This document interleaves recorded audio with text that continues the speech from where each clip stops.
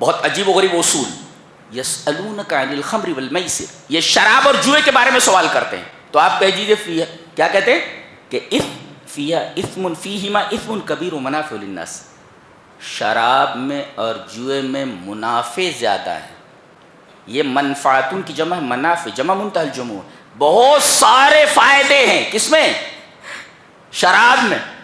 اور جوئے میں لگ گیا تو گیا, ہاں لگ گیا تو کروڑ پتی ہو گیا.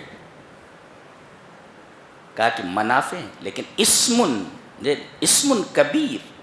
دیکھو اسم واحد ہے گناہ, اور منافع پلیورل ہے, یعنی گویا کہ اس پلیورل کو سنگولر کے مقابل میں لایا گیا. گناہ واحد اور منافع پلیورل.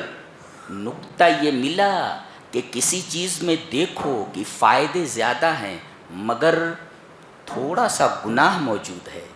جی تو ایسے ہی ہے جیسے ایک بکٹ پاک پانی کے اندر ایک قطرہ پیشاب ڈال دیا جائے پورا پانی ناپاک ہو جاتا ہے, ایسے ہی ہے وہ.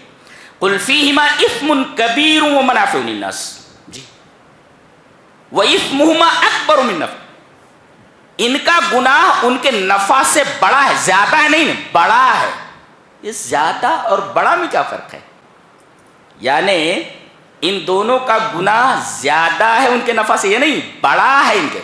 پتہ یہ چلا کہ یہ نہ دیکھا جائے کہ زیادتی کیا ہے, یہ دیکھا جائے کہ اس کا وزن کیا ہے, اس کی سنگینی کیا ہے.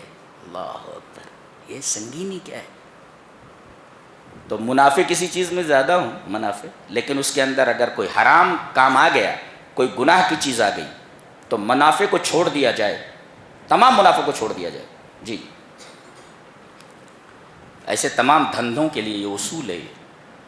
کسی دھندے میں بہت زیادہ منافع ہیں مگر اس میں تھوڑا گناہ بھی ہے, پورے دھندے کو چھوڑ دیا جائے, اس لیے کہ یہ اس پانی کی طرح ہو گیا جو بکٹ میں ہے اور اس میں ایک قطرہ پیشاب ڈال دیا گیا. اس کے بعد کہا گیا کہ کوئی مومن لڑکا کسی کافرہ اور کسی مشرکہ لڑکی کو بھگا کر نہیں لے جا سکتا, شادی نہیں کر سکتا اس سے, جائز نہیں ہے. کہتے ہیں فلاں قوم کی ہے اور فلاں جو ہے سیکٹ کی ہے وغیرہ وغیرہ, تو ہم سے شادی کر لیتے ہیں. لا لا لا لا یجوز. ولا تنکحوا المشرکات حتی یؤمن, جب تک ایمان نہ لے آئے تب تک شادی کرنا جائز نہیں.